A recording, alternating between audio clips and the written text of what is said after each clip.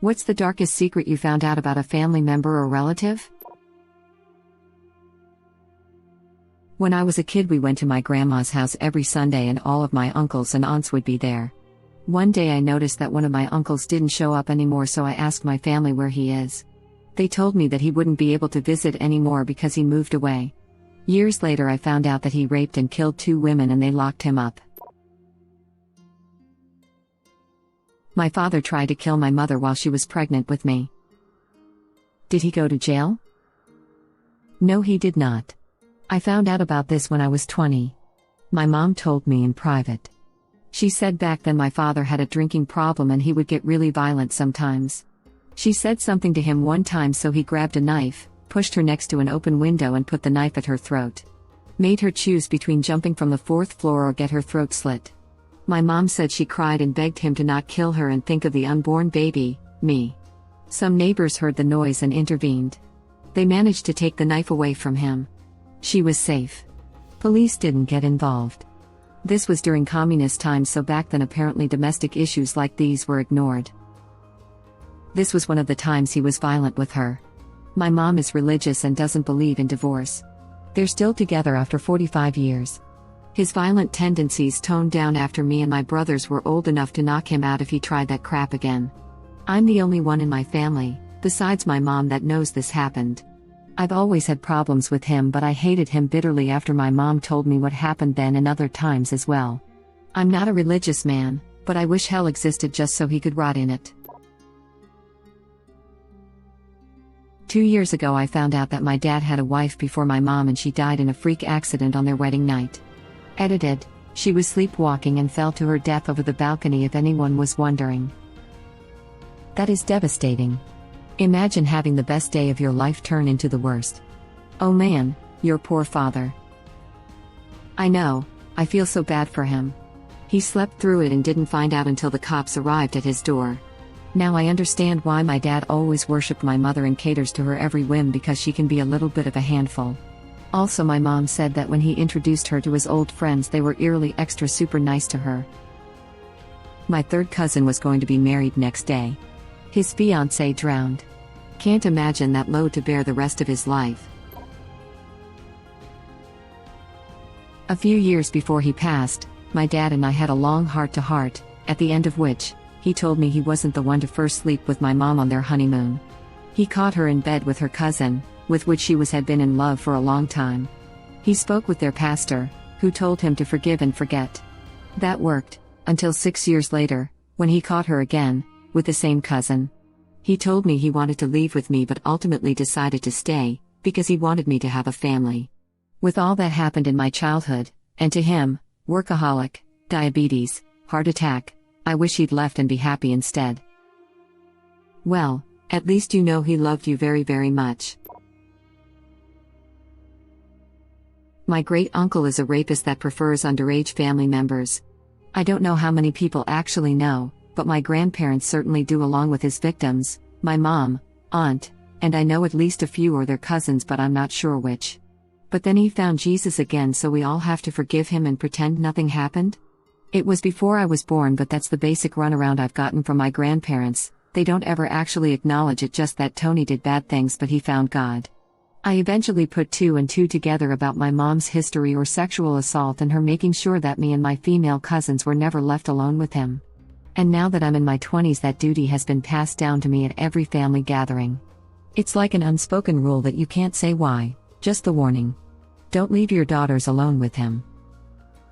I'm tired of it though.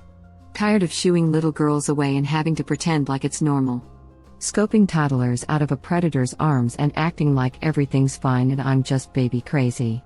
When this is all over, I'm not going to stay quiet anymore. The next time I have to around him, I'm taking children right back to their parents with the full effing story of why it's dangerous. I'm tired of having to protect a rapist to keep peace. Why do you always take them away? Because you're a rapist, Tony. God isn't thrilled about that, by the way. There is strong debate in our family as to whether my aunt fell out of the window of her flat, whether she jumped or was pushed. She survived, but with brain damage, and says she can't remember. Something similar happened to my grandma. She remarried after my grandpa died and his family was crazy over how it would affect their inheritance.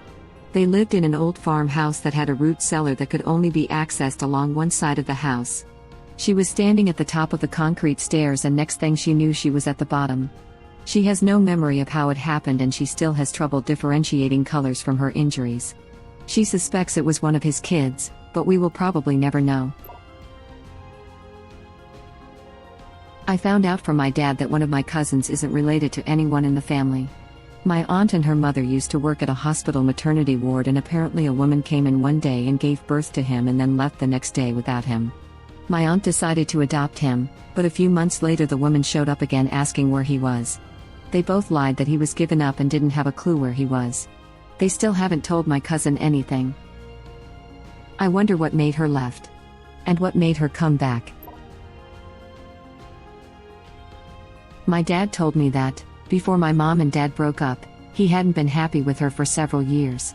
My mother even had a miscarriage at one point, which destroyed the both of them. But he couldn't leave her, because he was afraid that she would hurt or even kill herself. So his only thought was to have a kid with her, so that motherly instinct would hopefully prevent her from killing herself. Are you the child that resulted? What a burden to have to carry.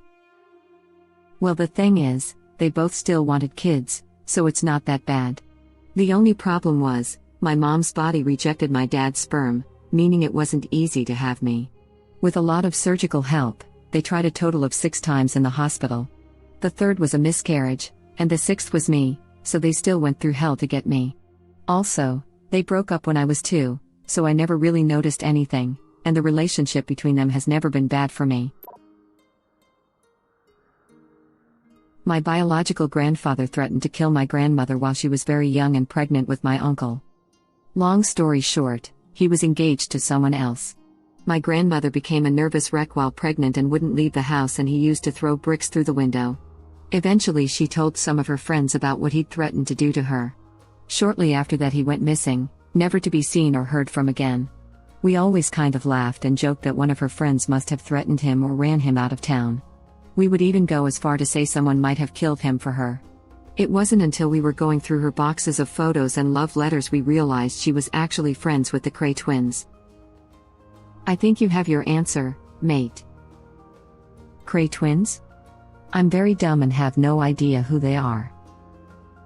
Not just London gangsters, they were absolutely mental and seen as the reason the mafia never made it as far as the United Kingdom. Apparently the reason his grandmother could sleep at night too. Yup. Funny thing to realize that if good people can occasionally do bad things, bad people can occasionally do good things, too. So true. My brother and sister-in-law lived down the street from a guy who was in the Hells Angels, might have been one of the other gangs. Been a few years now. He was pretty well known in the community as a dealer, original poster operator and drug smuggler with more than a few screws loose. It was well understood that the dude was bad for one's health. That said, he was also known for having an absolute heart of gold and a caring nature for anyone he considered a friend.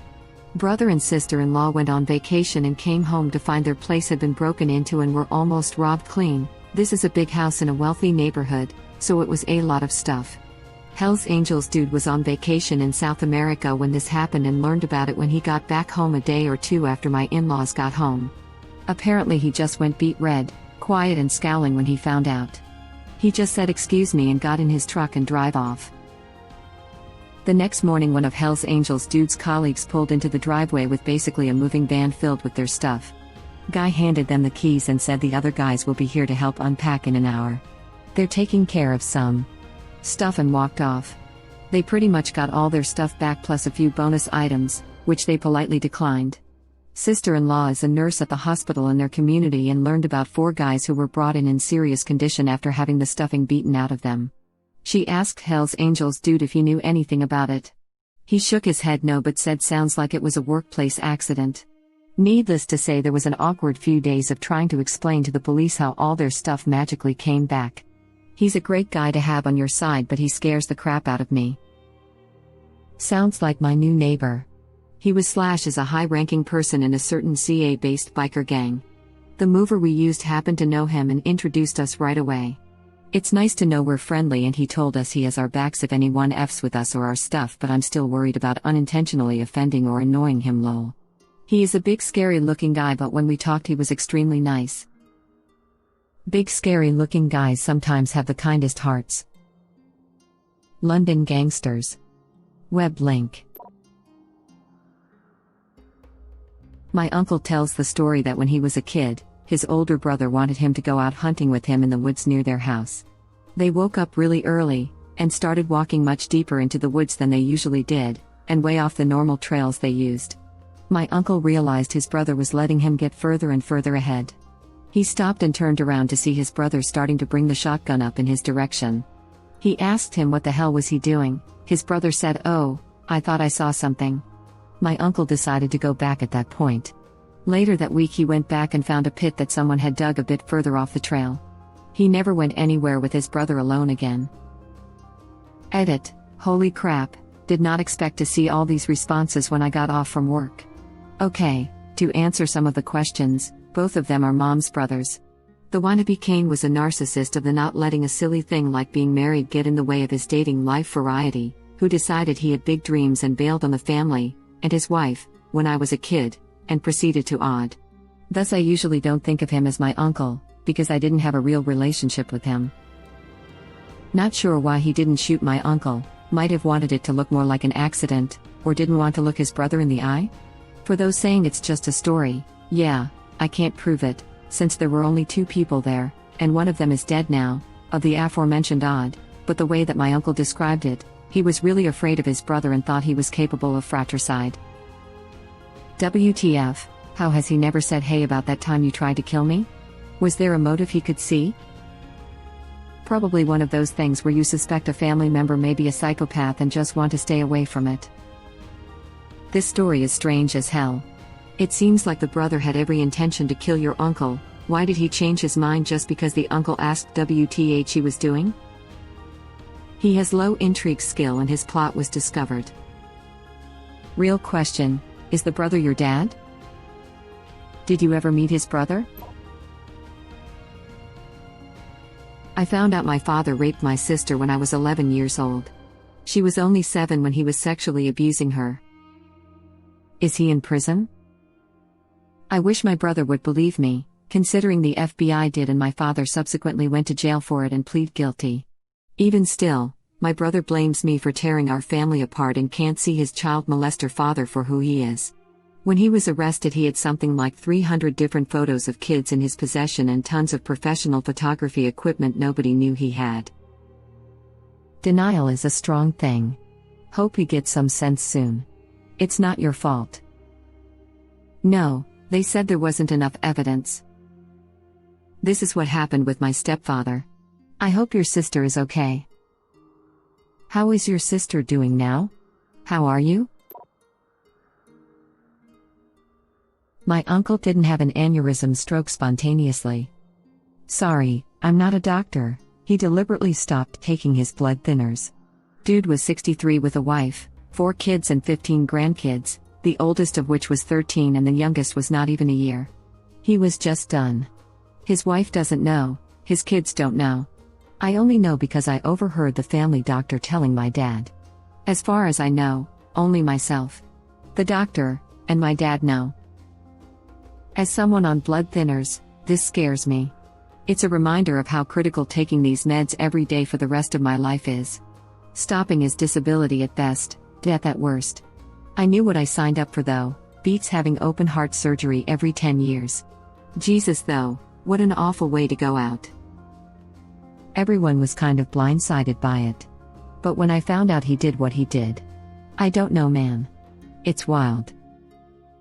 My dad did this, although not because he was done with life, but he just hated taking pills and had no regard for his own well-being.